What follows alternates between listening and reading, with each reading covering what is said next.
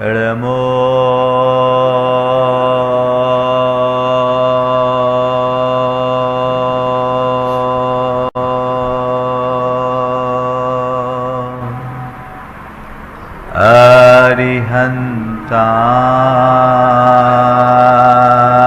अरिहन्ताणं नमो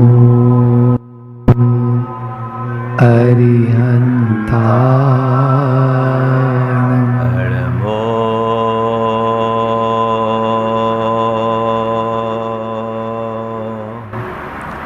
सिद्धाय नमो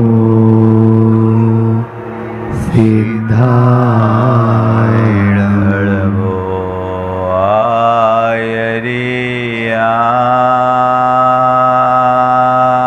आयर्याणं नमो आयर्याणं नमो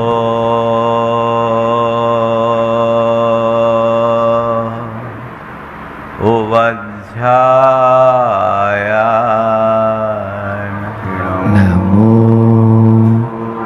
उवध्यायाय नमो लोये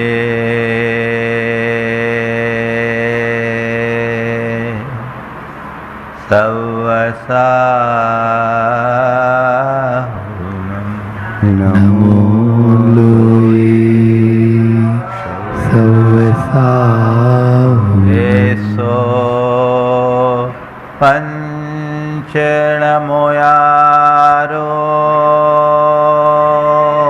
ऐसो पंचनमो यारो सर्वपावकनाशिनो सर्वपावकनाशिनो मङ्गलारं च सर्वेसिं मण्डलानं च सर्वेसिं ओ मङ्गलम् पडुमं होई मंगलम। जय बोलो देवादिदेव खजराट श्री भगवान महावीर स्वामी की जय जय जय अहिंसा परमो धर्म की जय जय जय परम पूज्य आचार्य गुरुवर श्री विद्यासागर जी महाराज जय जय जय आचार्य श्री समय सागर जी महाराज की, पूज्य मुनिवर श्री प्रमाण सागर जी महाराज की,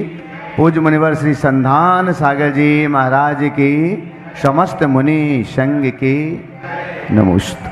एक व्यक्ति ने खेत में बीज बोया और बीज बोने के बाद रोज खेत में जाए, देखे कि अंकुर हुआ कि नहीं, अंकुर हुआ कि नहीं, अंकुर हुआ कि नहीं। किसी ने उससे पूछा, भाई तुम खेत रोज खेत में क्यों जाते हो? बोले हमने सुना है, हमसे कहा गया कि बीज बोएंगे तो अंकुर होगा, अंकुर से वह पल्लवित पुष्पित होगा और एक बीज से अनेक बीज होंगे। मैं देख रहा हूँ बीज पनप क्यों नहीं रहा है। और रोज रोज वो खेत में जाए और मिट्टी खोद खोद कर देखे, अब बीज क्या पनपेगा? पनपने की जगह बीज ही विनष्ट हो गया। वो बड़ा दुखी हुआ कि मैं तो सोच रहा था कि बीज पनपेगा, ये पर मेरा तो बीज ही विनष्ट हो गया, ये मिट्टी खराब है। सामने वाले ने समझाया, मिट्टी खराब नहीं, तेरी बुद्धि खराब है। बीज को पनपने तक तुम्हें धैर्य रखना चाहिए। जो अधीर रहता है वो कभी आगे नहीं बढ़ पाता। जीवन की स्थायी उन्नति के लिए धीर होना, धैर्य रखना बहुत जरूरी है। और जहाँ अधीरता होती है वह कभी आगे नहीं बढ़ पाता। जो अधीर है वो धैर्य से पहले ही हार जाता है। हम कोई भी काम करें, धीरज के साथ करें, तसल्ली के साथ करें तो उसका सुपरिणाम हमारे साथ होता है। और अधीर होकर काम करें तो मामला कई बार बनता हुआ काम भी बिगड़ जाता है। हम लोग अक्सर देखते हैं कि एक कहावत है, हड़बड़ी में गड़बड़ी, है ना। तो ये अधीरता क्या है? समय से पहले ही परिणाम की चाह, कोई काम हो जल्दी हो जाए, जल्दी हो जाए, तुरंत फुरत। आजकल इसके लिए एक शब्द आ गया इंस्टेंट, है ना। तो तुरंत जो कुछ चाहिए समय से पहले चाहिए। ये एक ऐसी मानसिक अवस्था है जिसमें व्यक्ति प्रतीक्षा, हम प्रतीक्षा तो कर ही नहीं सकते, धैर्य रख ही नहीं सकते, धैर्य व्यर्थ है, प्रतीक्षा का कोई मतलब नहीं। वेट क्यों? तुरंत तुरंत तुरंत। ऐसे व्यक्ति की स्थिति बड़ी विचित्र होती है। जो व्यक्ति अधीर होता है वो वर्तमान को छोड़कर भविष्य की चिंता में उलझ जाता है। वो आगे आगे की सोचता है, प्रेजेंट को हाथ से निकल जाता है, और जिसका वर्तमान दूषित होता है उसका भविष्य दूषित हो ही जाएगा। इसलिए बीज बोया है, फल की आशा रखो, लेकिन बीज के फलीभूत होने तक प्रतीक्षा करना भी जरूरी है। हमने बहुत पहले एक दोहा पढ़ा था, कारज धीरे होत है, काहे होत अधीर, समय पाए तरवल फले, केतों सींचो नीर। कार्य अपने समय से होता है, वह तुम कितना भी अधीर हो जाओ, अधीरता से नहीं होता। पेड़ फलेगा तो समय पर फलेगा, जो ऋतु चक्र है उसी के अनुरूप फलेगा। तुम उसके लिए कितना भी प्रयास करो, वहाँ कुछ होने जाने वाला नहीं है। ये बात हमें अच्छे तरीके से समझना चाहिए। अधीरता ऐसी ही एक दुर्बलता है जो हमें अंदर से व्यग्र और बेचैन करती है, हमारे चित्त को उद्विग्न और अशांत बनाती है। आप अपने मन को थोड़ा टटोल करके देखिए, जब आपके हृदय में धीरज होती, धैर्य होता है तो निश्चिंतता होती है, और अधीरता होती है तो आकुलता होती कि नहीं। अधीरता एक प्रकार की आतुरता है जो बेचैन करती है, परेशान करती है, व्यग्र करती है। अरे ऐसा क्यों नहीं हुआ, ऐसा क्यों नहीं हुआ, ऐसा क्यों नहीं हुआ, ये क्यों हो गया। ये जो सोच है वो हमें भीतर से कमज़ोर बनाने वाली है। आज 4 बातें आप सबसे करूँगा। अधीरता का स्वरूप क्या है, उसका कारण क्या है, और उसका परिणाम क्या है, और अंत में उसका समाधान क्या है। स्वरूप, कारण, परिणाम और समाधान। जहाँ तक स्वरूप की बात है, मैंने कहा कि एक आंतरिक व्यग्रता, बेचैनी या अशांति का परिणाम है जो हमें पहले से ही व्याकुल कर दे और अपने मन को असंतुलित बना दे। जहाँ अब तुरंत जो हो तुरंत, ये जिद एक प्रकार की आ जाती है, एक हट होती, सब कुछ तुरंत होना चाहिए, तुरंत होना चाहिए।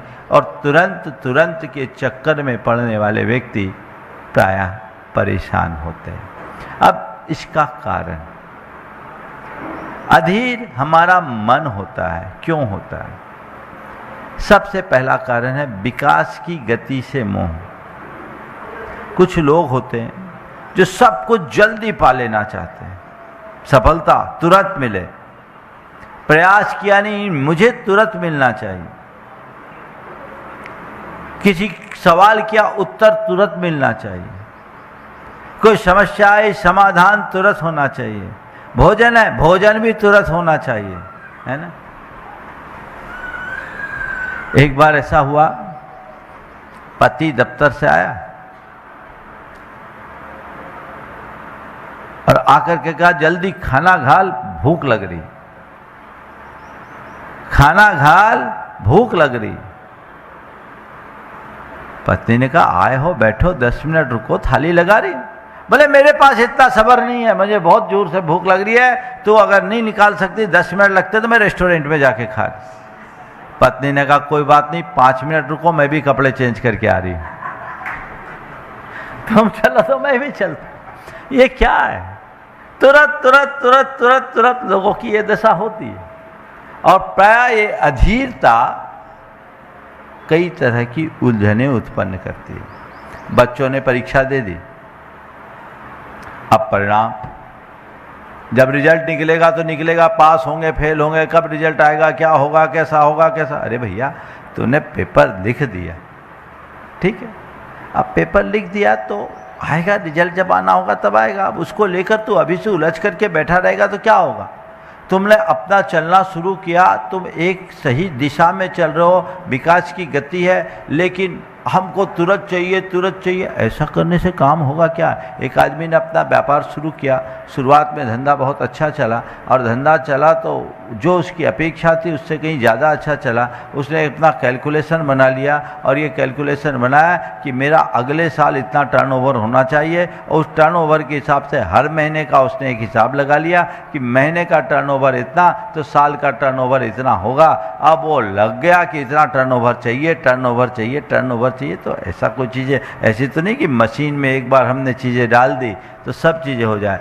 अब वो परेशान, मेरा व्यापार नहीं चल रहा, डिप्रेशन में आ गया, बोले व्यापार नहीं चल रहा। मैंने सोचा था मेरा व्यापार जैसा चला, जिस अनुपात से चला, मैं सोच रहा था हर महीने हमारे लिए 10% की ग्रोथ होगी, पर महाराज जी ग्रोथ ही नहीं, जहाँ के तहाँ मेंटेन हो रहा है, क्या करें? हमने कहा भैया आगे नहीं बढ़ पा रहा है, इसकी फिक्र क्यों करता है, पीछे नहीं हो रहा है, इसकी खुशी तो मना, कम से कम जितना उतना तो स्टेबल रहा। अभी तो समय ऐसा है कि कई लोग अपने निर्धारित लक्ष्य से बहुत पीछे हो जाते हैं। सोच जब तक सही नहीं हो, मन में अधीरता होगी तो वह आपकी सोच कभी अच्छी बनने ही नहीं देगी। धैर्य होगा, सब काम होगा।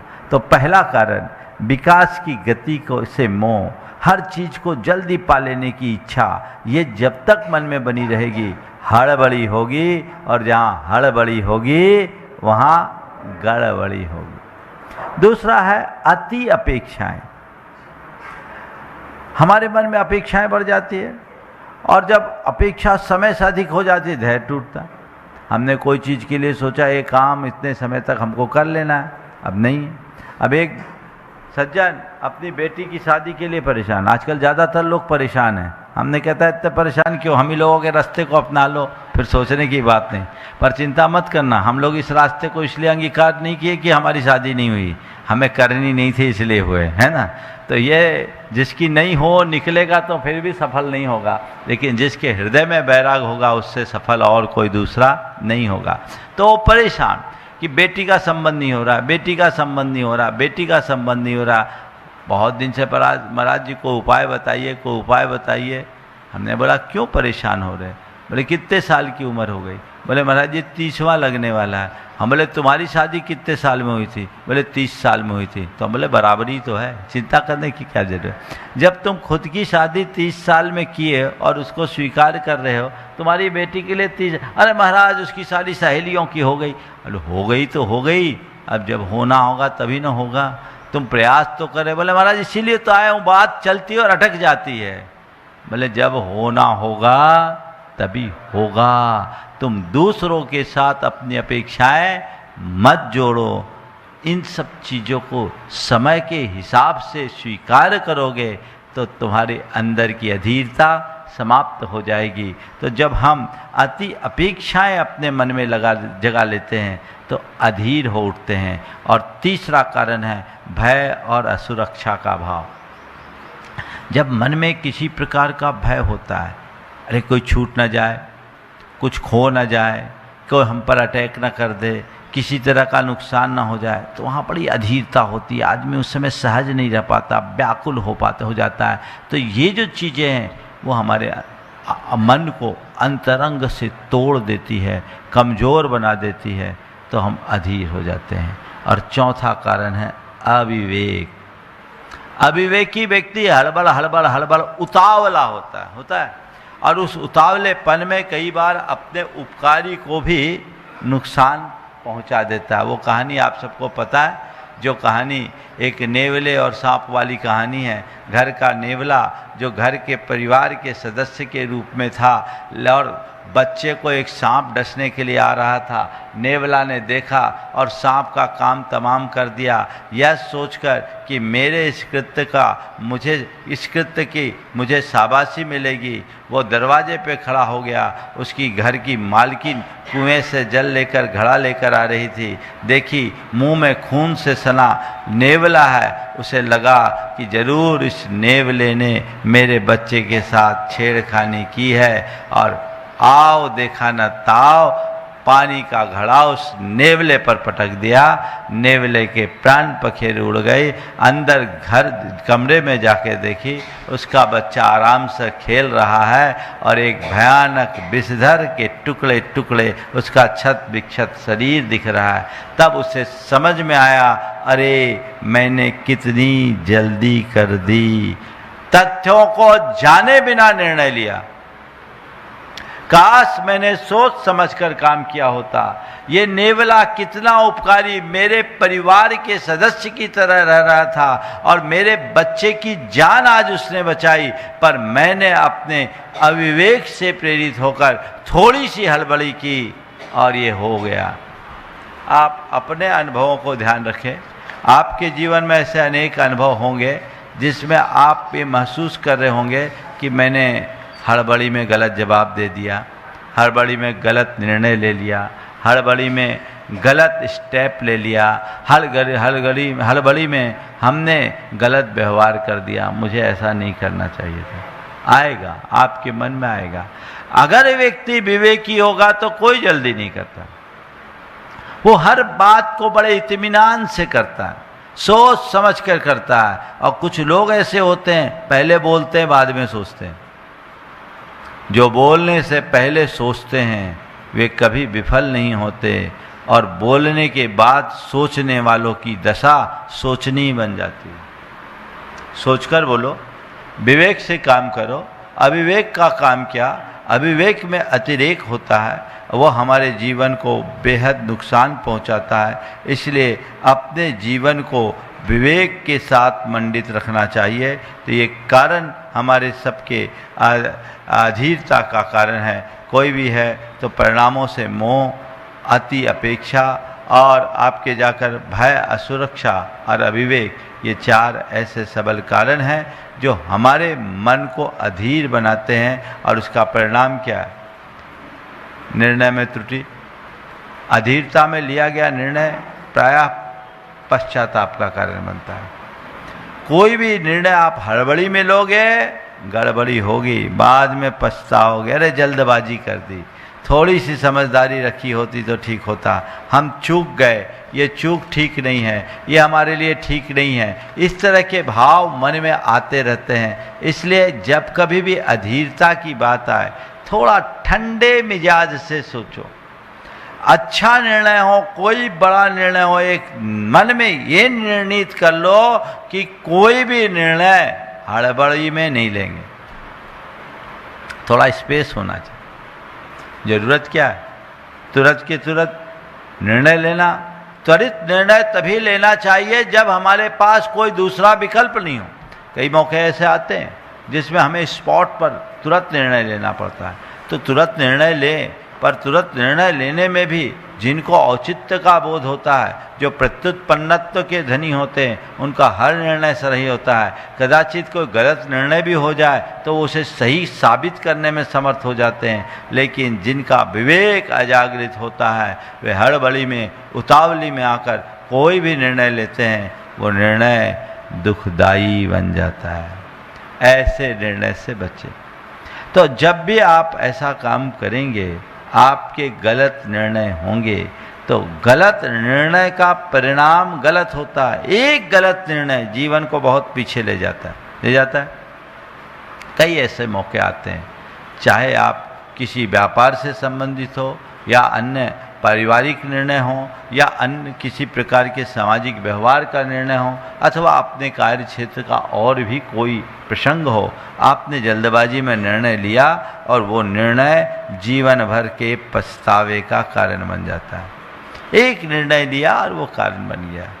क्यों? हमेशा ध्यान रखना, ये जो अधीरता आती है अहंकार के कारण, उत्तेजना के कारण। अहंकार, उत्तेजना, आवेश और अधीरता में लिया गया निर्णय प्रायः गलत होता है। समझदारी से अपने यहाँ जो कहावत है, ठंडे मिजाज से काम करो, ठंडे दिमाग से काम करो, ठंडा कर दो, काम हो जाएगा। दूसरा है संबंधों में खटास। अधीरता होगी, संबंध बिगड़ेंगे, धैर्य रहेगा, संबंध बनेंगे। कई बार तुरंत जो चाहिए तुरंत। एक की शादी हुई, वो शादी के बाद चाहता था कि मेरी जो पत्नी है वो पहले दिन से मेरे घर के वातावरण में ढल जाए। क्या ये प्रैक्टिकल है?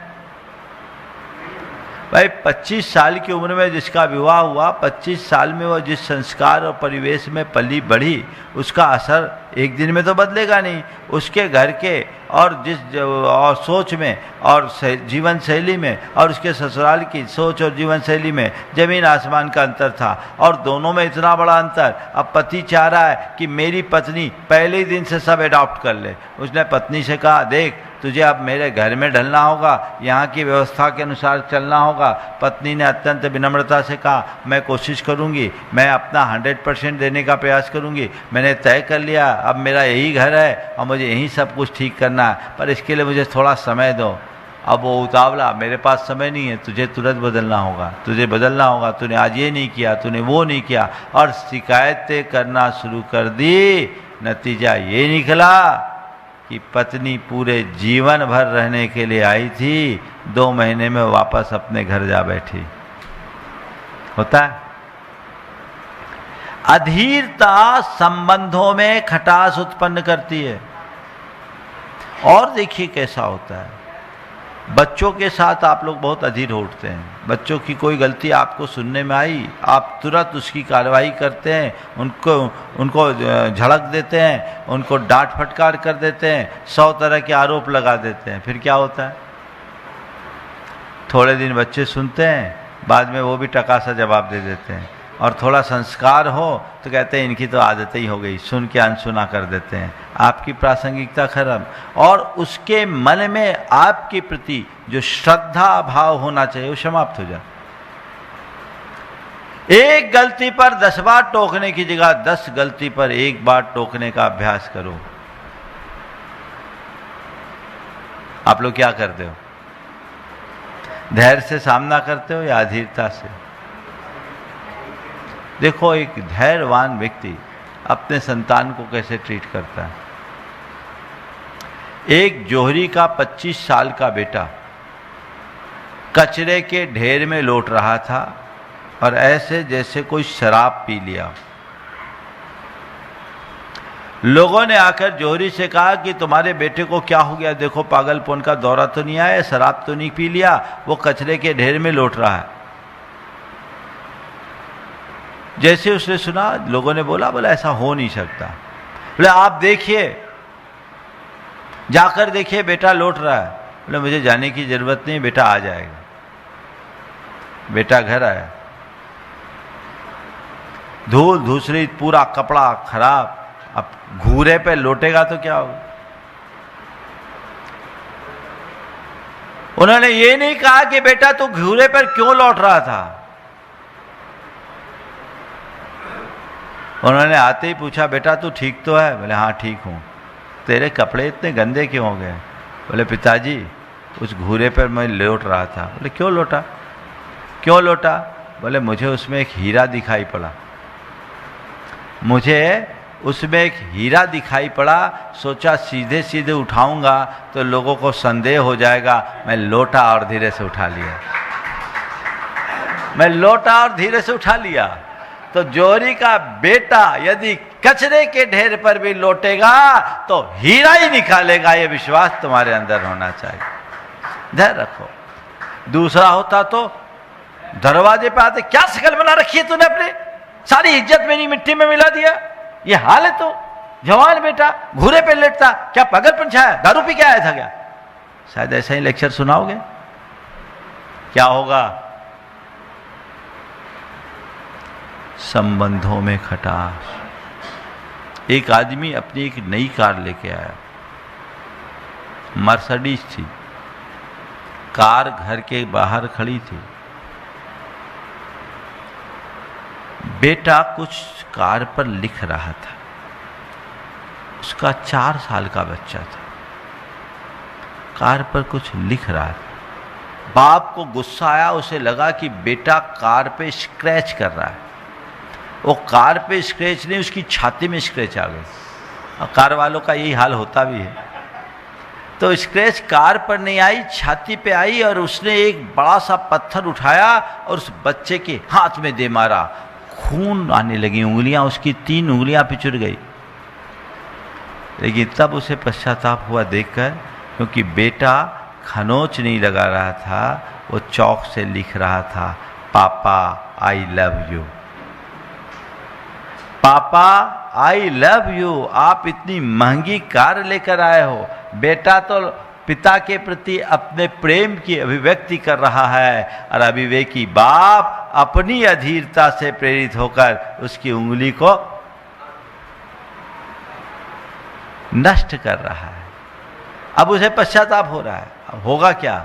थोड़ा समझदारी से काम करते, छोटा बच्चा है, कर रहा है, चल के देखे तो सही क्या कर रहा है, और फिर प्यार से उसे समझाया जा सकता था, बेटा कार में खरोच लगाना अच्छी बात नहीं, अपनी ही तो कार है, इसको सजाओ, खरोच मत लगाओ। और शायद इतना धैर्य और समझदारी का परिचय दिया होता तो अपने बेटे के उंगलियों में हाथ लगाने की जगह उसे गले से लगाया होता, उसका सत्कार किया होता, अभिनंदन किया होता। तो आप अपने जीवन में ऐसे अनेक मौके देख सकते हैं जिस मौके में सामने वाले का अभिनंदन करना चाहिए था और आपने उसकी आलोचना कर दी, उसको अपमानित कर दिया, उसे प्यार प्रकट करना था, आपने डांट दिया और फटकार दिया। तो ये अधीरता का परिणाम है जो आपके सारे संबंधों में खटास उत्पन्न करती।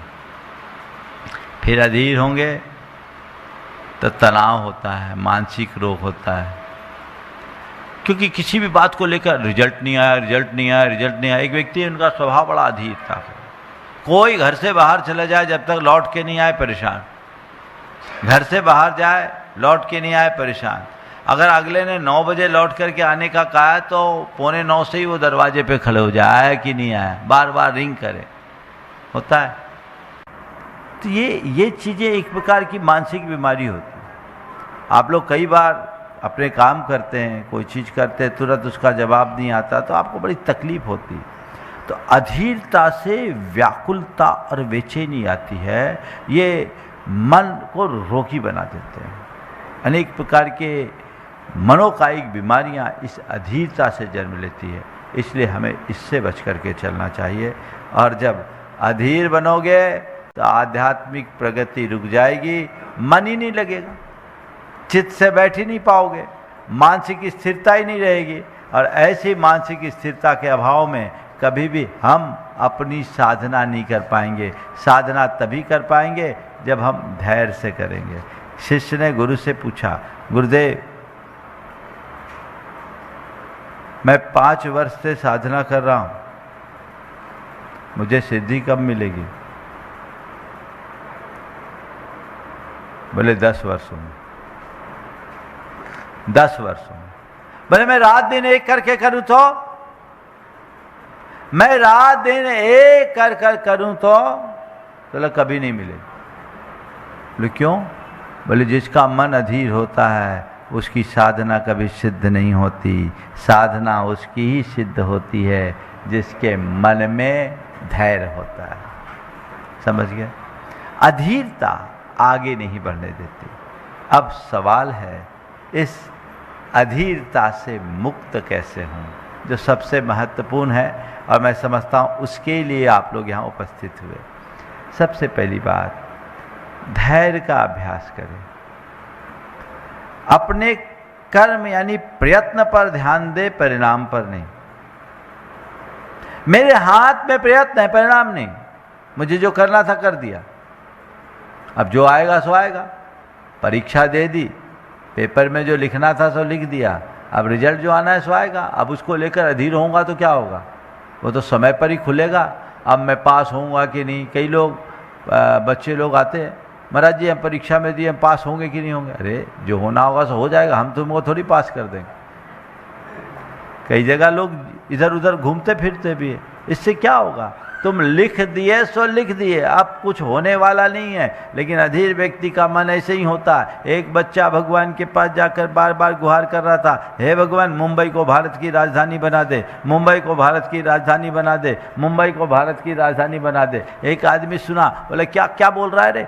भारत की राजधानी दिल्ली है, मुंबई बना करके क्या करेगा? तेरे को क्या फ़ायदा होगा? बोले औरों को फ़ायदा हो या ना हो, मुझे फ़ायदा हो जाएगा। बोले क्या फ़ायदा होगा? बोले पेपर में मैंने गलती से भारत की राजधानी मुंबई लिख दी।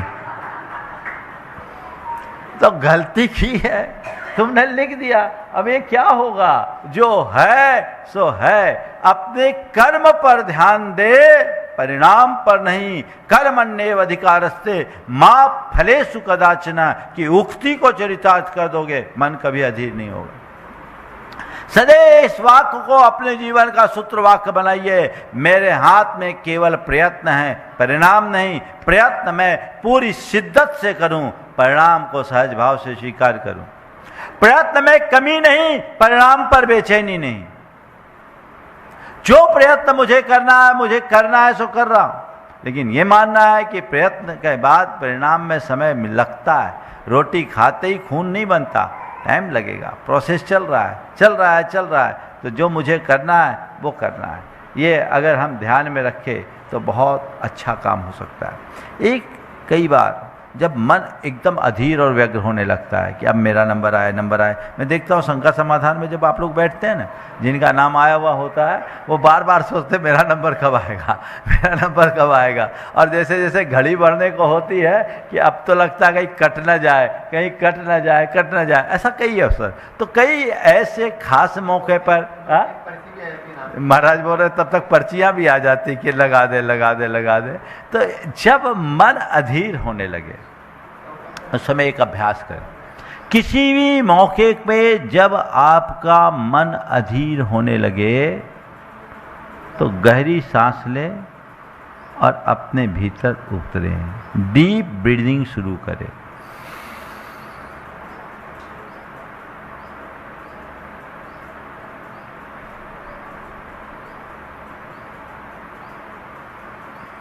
गहरी श्वास लें, रोके और धीरे धीरे छोड़े। जैसे बैलून से आप हवा निकालते हैं ना, धीरे धीरे वैसे। इससे आपके मन का जो असंतुलन है तुरंत नियंत्रित होगा। कई बार ऐसा होता है, अधीरता होती है, घबराहट होने लगती है, मन कईयों की तो सांस फूलने लगती है। तो जब ऐसा मूवमेंट हो तो इस समय एक ध्यान रखें। दूसरी बात, हम चीज़ों के लिए समय देने की शुरुआत करें। समय दें और ये समझें कि हर प्रक्रिया को पूर्ण होने में समय लगता है। प्रक्रिया तक हम प्रतिक्रिया से बचें। समझ गए? प्रतिक्रिया से परिणाम नहीं होगा, चीज़ें तो अपनी प्रक्रिया से होगी, जब होगी तब होगी। ये बात ध्यान में रखें। हर फल उचित समय पर आता है। मैं अधीर नहीं, स्थिर और शांत साधक हूँ। मैं अधीर नहीं, स्थिर और शांत साधक हूँ। इसे बार बार दोहराएं और मौन होकर कुछ पल के लिए अपने अंदर की धड़कनों को सुने। यह आपके अंदर धैर्य को अपनाए विकसित करेगा। आपको हमेशा ये बात ध्यान रखना चाहिए, धैर्य कोई गुण नहीं, ये आत्मा की शक्ति। अगर ये शक्ति विकसित हो गई तो हम अपने आप में बहुत समर्थ बन जाएंगे। अधीरता को जीतने का अर्थ है अपने आप को जानने के लिए पहला कदम बढ़ाना। आध्यात्मिक क्षेत्र में हमें अधीरता से मुक्त होना है। अधीरता परिणाम नहीं बढ़ाती, हमें पीछे ले जाती है, रिजल्ट नहीं देगी और पीछे हो जाएंगे। इसलिए अधीरता से बचना है। और अब हम भावना योग से एक ध्यान कराएंगे जो 5 मिनट का ध्यान है। आप सब लोग मेरे साथ जुड़े अधीरता को दूर करने के लिए। एकदम शांत हो जाए, अपने आप को एक शांत स्थान पर स्थापित कर ले, आंखें मूंद ले, और अपने आप को इस क्षण के लिए उपस्थित करें। आती जाती सांसों पर ध्यान दें। श्वास भीतर जाए,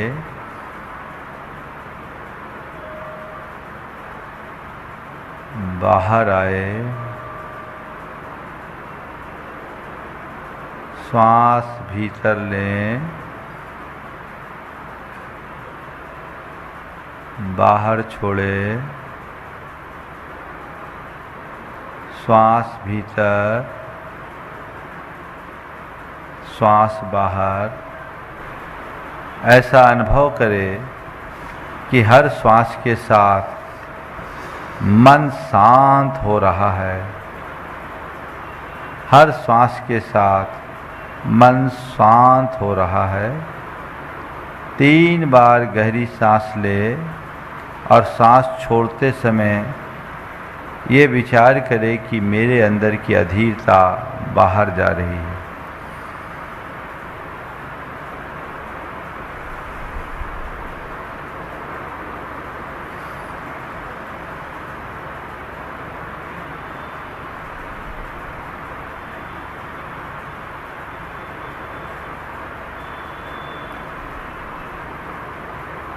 अपनी अधीरता को बाहर जाता हुआ अनुभव करते हुए अपने अंदर ये भावना दोहराएं, मैं शांत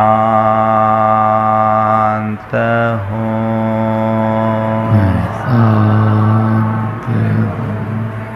मैं शांत हूँ। मैं सहज हूँ। मैं सहज हूँ। मुझ में धैर्य और स्थिरता है। मुझ में धैर्य और स्थिरता है। मुझे किसी भी परिणाम की जल्दी नहीं है।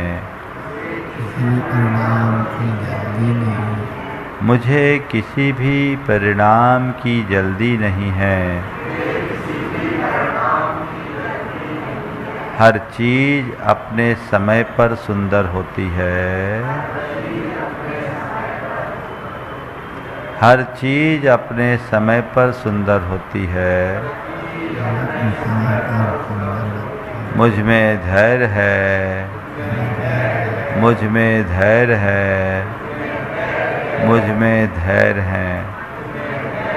और अब आप ऐसी कल्पना करें कि आप एक बहुत बड़े झील के किनारे बैठे हैं और उस झील में कमल खिले हैं, नीला नीला जल है। उसकी तरंगे शांत हो रही है और मन की तरंगे भी शांत हो रही है। महसूस करें उस झील में अपना प्रतिबिंब देखें। इस झील के तरंग रहित जल में मेरा प्रतिबिंब उभर रहा है, एकदम शांत, गंभीर, शांत, गंभीर, तेजस्वी प्रतिबिंब। और उस प्रतिबिंब से प्रकाश निकल रहा है और वह प्रकाश कह रहा है, प्रत्येक बीज को वृक्ष बनने में समय लगता है। प्रत्येक बीज को वृक्ष बनने में समय लगता है। तुम्हारे भीतर वह धैर्य है। तुम्हारे भीतर वह धैर्य है।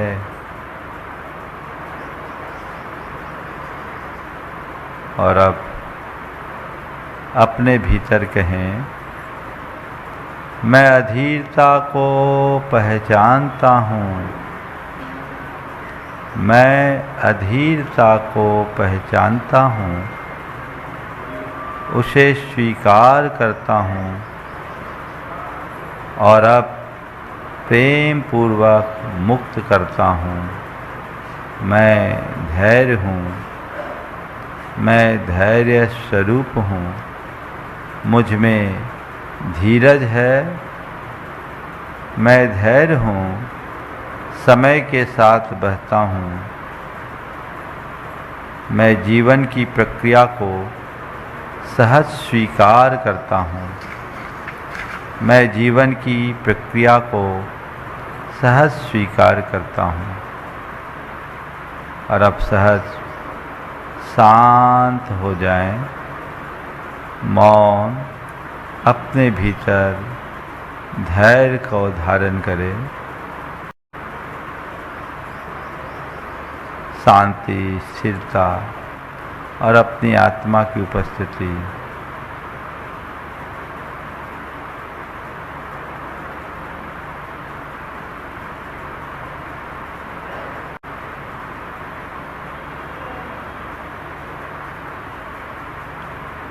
अपार धैर्य, धीर भीर गंभीर आत्मस्वरूप में लीन। सहजो हम, सहजो हम, सहजो हम, सहजो हम, शांतो हम, शांतो हम, शांतो हम, शांतो हम, धैर्य स्वरूपो हम, धैर्य स्वरूपो हम, धैर्य स्वरूपो हम, धैर्य स्वरूपो हम, सोहम, सोहम, सोहम, सोहम, सोहम, सोहम, सोहम, सोहम, सोहम, सोहम, सोहम, सोहम। सोहम। सहज शांत स्थिर हो जाए।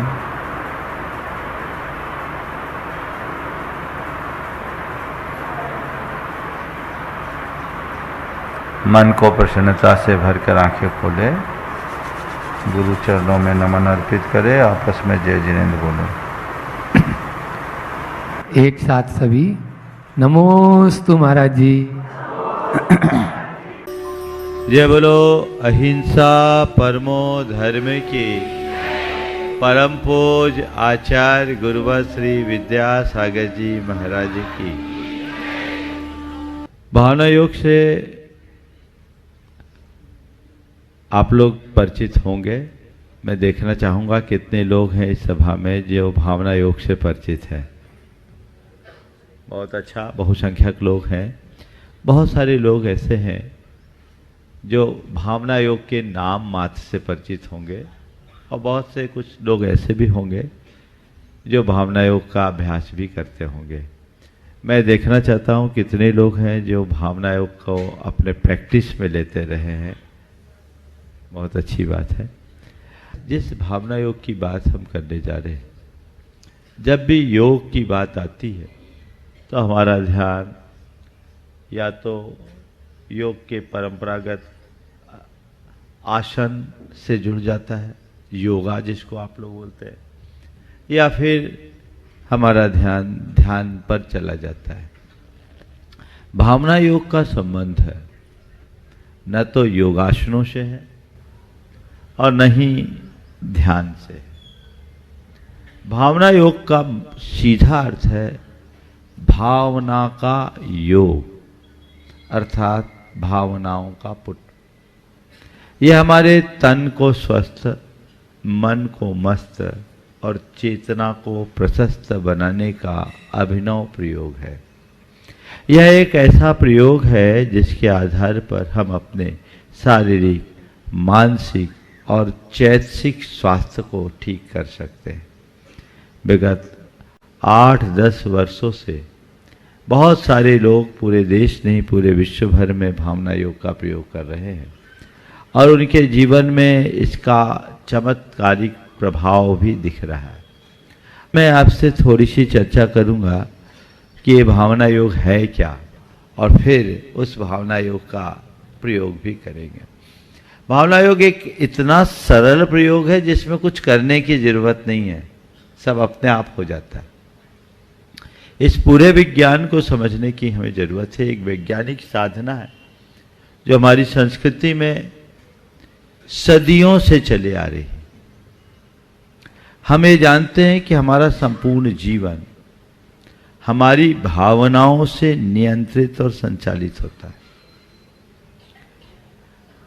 हम जैसी भावना भाते हैं हमारा वैसा जीवन बनता है। भावनाओं का हमारे शरीर से, हमारे मन से और हमारी चेतना से गहरा संबंध है। हम तीनों स्तर पर भावनाएं कैसे काम करती है उसकी चर्चा पहले आपसे कर लूं और उसकी चर्चा के बाद हम भावना योग की बात आपसे करेंगे। हमारे शरीर में हमारी भावनाओं का बड़ा गहरा असर होता है। हमारे शरीर में अनेक प्रकार की ग्रंथियां काम करती है, अंतःस्रावी ग्रंथि जिन्हें बोलते हैं, जैसे पिट्यूटरी ग्लैंड है, एड्रिनल ग्लैंड है, हाइपोथैलेमस ग्लैंड है, अन्य अनेक प्रकार की ग्रंथियां। इन ग्रंथियों से अनेक प्रकार के रसायन उत्पन्न होते हैं। ये सारे रसायन हमारी भावनाओं से नियंत्रित और संचालित होते हैं। जब हमारे अंदर अच्छी भावनाएं होती है तो हमारे शरीर से अच्छे रसायनों का स्राव होता है। हमारे अंदर जब नकारात्मक भावना होती है तो नकारात्मक रसायन प्रकट होने लगते हैं। अच्छे रसायन हमारे अच्छे शारीरिक स्वास्थ्य को उत्पन्न करते हैं और बुरे रसायनों से हमारे शरीर पर नकारात्मक प्रभाव पड़ता है। तो अच्छे बुरे रसायन हमारी भावनाओं से नियंत्रित होते हैं। जो लोग मेडिकल से जुड़े लोग हैं वो इस बात को बहुत अच्छे से जानते होंगे। मेडिकल में 2 शब्द आते हैं, प्लेसिबो इफेक्ट और नोसिबो इफेक्ट। ये प्लेसिबो इफेक्ट और नोसिबो इफेक्ट क्या है? प्लेसिबो इफेक्ट का मतलब है किसी व्यक्ति को कोई गंभीर बीमारी हो और गंभीर बीमारी से ग्रसित व्यक्ति के लिए कहा जाए कि ये जो दवाई दी जा रही है ये रामबाण औषधि है और उसके मन में विश्वास जग जाए, तो ऐसा कहा जाता है कि डिस्टिल वाटर का इंजेक्शन भी उसे रामबाण जैसा काम कर देगा। इसको कहते हैं दिस कॉल्ड प्लेसिबो इफेक्ट। इसके विरुद्ध नोसिबो इफेक्ट, साधारण सी बीमारी है और उस व्यक्ति को कह दिया जाए ये बीमारी भयानक है, इसका कोई इलाज नहीं है, कोई दवाई काम नहीं करती, तो साधारण सी बीमारी से भी व्यक्ति बुरी तरह प्रभावित हो सकता है। इसको बोलते हैं नोसिबो इफेक्ट। खुद के अनुभव से इसको देखा जा सकता है। आप अच्छे भले घर से चले हैं मंदिर जी के लिए और किसी ने कहा क्या बात है भाई, आज तबीयत थोड़ी नासाज सी दिख रही है, सब कुछ ठीक तो है? नहीं नहीं मैं बिल्कुल ठीक हूँ। नहीं थोड़ी चाल तुम्हारी लड़खड़ा रही है, ऐसा लगा कि कुछ गड़बड़ तो नहीं? नहीं नहीं बिल्कुल ठीक हूँ। बीपी सब नॉर्मल है? हाँ मुझे कभी आज तक बीपी हुआ ही नहीं। दूसरे ने कहा क्या बात है भाई, आज तुम्हारे पैर लड़खड़ा रहे हैं, आंखें भी बहुत घुसी घुसी दिख रही है, आवाज में भी कुछ गड़बड़ लग रहा है, बाकी सब कुछ ठीक था? हाँ मैं तो बिल्कुल ठीक हूं। देख लो भाई कुछ गड़बड़ तो नहीं है। अब क्या होगा? कुछ लग तो रहा है। दूसरे ने कह दिया और इसी बात को तीसरे ने भी दोहरा दिया। चलो भाई अब बीपी चेक करवाते हैं। अब बोलो, बीपी चेक कराने के बाद बीपी नॉर्मल आएगी क्या? क्या हुआ? ये खेल किसका हुआ? क्या बदल गया? भाव बदल गए, प्रभाव सामने। तो ये भावनाओं का असर होता है। और कोई व्यक्ति बहुत लुंज पुंज है, हिम्मत नहीं है, मरी अलसी दशा है, और किसी ने उसको इनकरेज कर दिया, ताकत आ जाती कि नहीं आती? हमारे गुरुदेव थे ना, तो हम लोग जब सर्दियों में विहार करते, ठंड के मारे सब बैठ जाए कि थोड़ी मौसम ठीक हो तब निकले, और किसी का अंतराय वगैरह हो तो और लुंज पुंज हो जाए, तब आचार्य महाराज आते, हाथ पकड़ते कि कहाँ ठंड, मुट्ठी भर ठंड है, मुट्ठी बांध लो सब ठंड हो जाएगी, तुम तो जवान है, जवान भाई चलो। इतना कहते ही क्या हो गया? ताकत आ। शक्ति का संचार भावों से होता है, ये सबको अनुभव है कि नहीं? बोलो। तो हमारी भावनाओं का हमारे शारीरिक स्वास्थ्य पर असर पड़ता है, ये बात आपके दिमाग में, हृदय में बैठी या नहीं? बोलो, बैठ गई? ऐसे हजारों लोग हैं जिन्होंने भावना योग के बल पर कैंसर जैसी जानलेवा बीमारी को हराया है।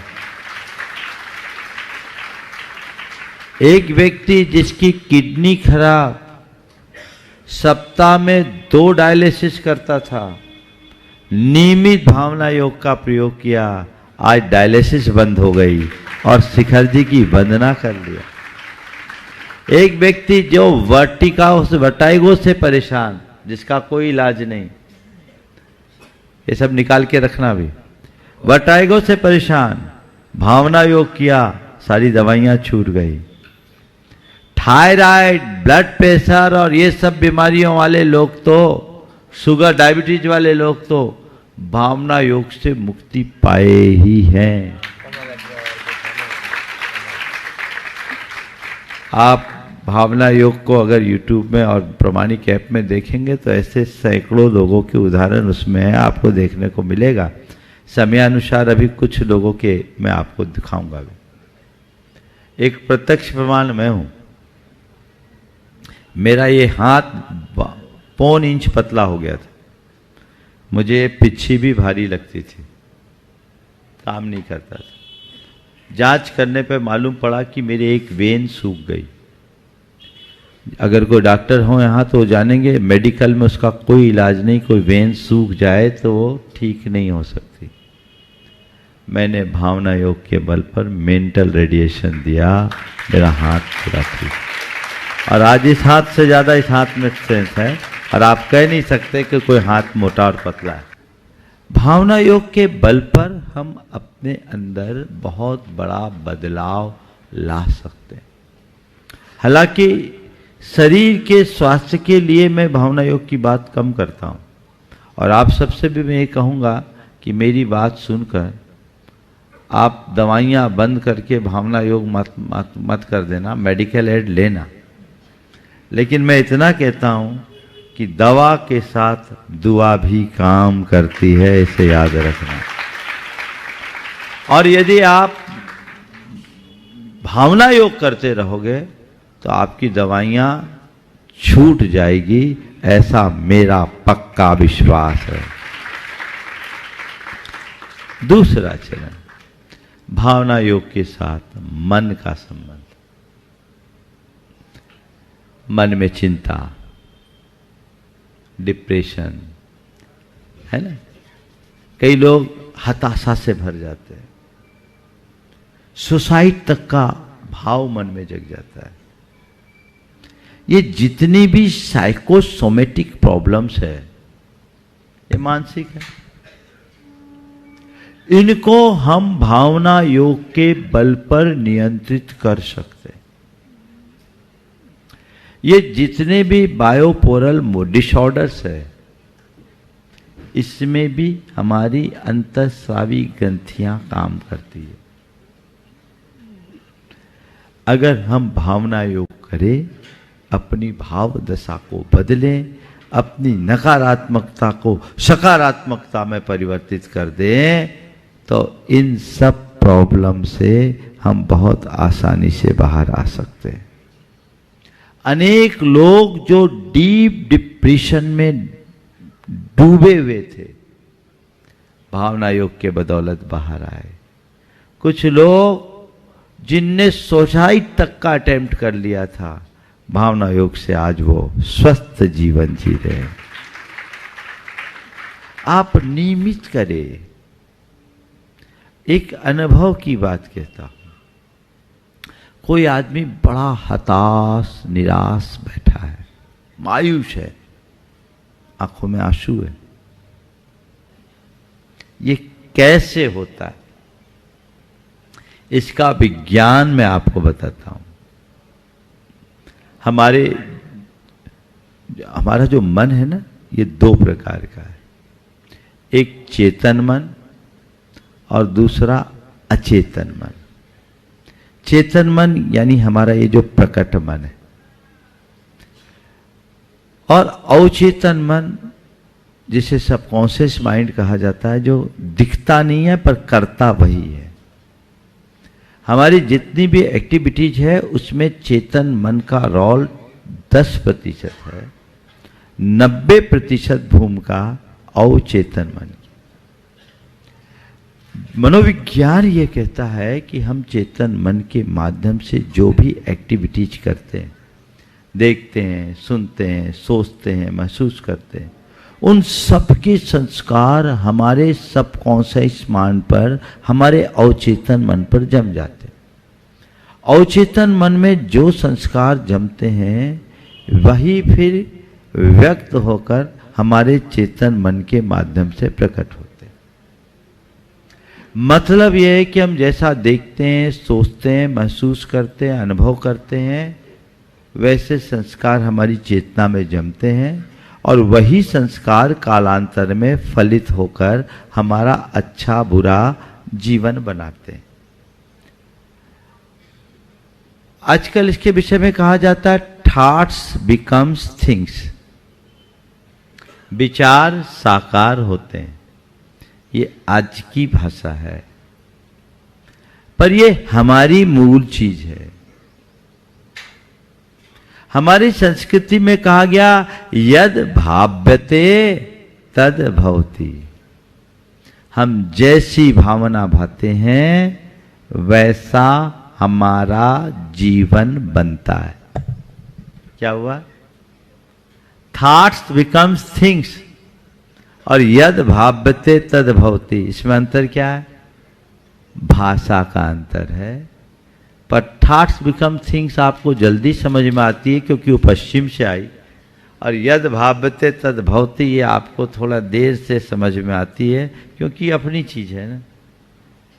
संत कहते अपनी चीज को समझिए। जो हम भाएंगे वैसा जीवन होगा। देखिए क्या है इसका विज्ञान। भावना, भावना क्या है? हमारी चेतना में जमे हुए संस्कारों का उभार। क्या है? चेतना में जमे हुए संस्कारों के उभार का नाम ही भाव या भावना है। तो जैसे भाव होते हैं वैसे विचार होते हैं, सोच बनती है। जैसे भाव वैसा विचार, जैसा विचार वैसी प्रवृत्ति, और जैसी प्रवृत्ति वैसा चरित्र। चरित्र को ठीक करना चाहते हैं तो प्रवृत्ति को ठीक करो, प्रवृत्ति को ठीक करना चाहते हैं तो विचार को निर्मल बनाओ, और विचार को निर्मल बनाना है तो भावों को विशुद्ध बनाइए। बोलिए परम पूज आचार्य गुरुवा श्री विद्यासागर महाराज।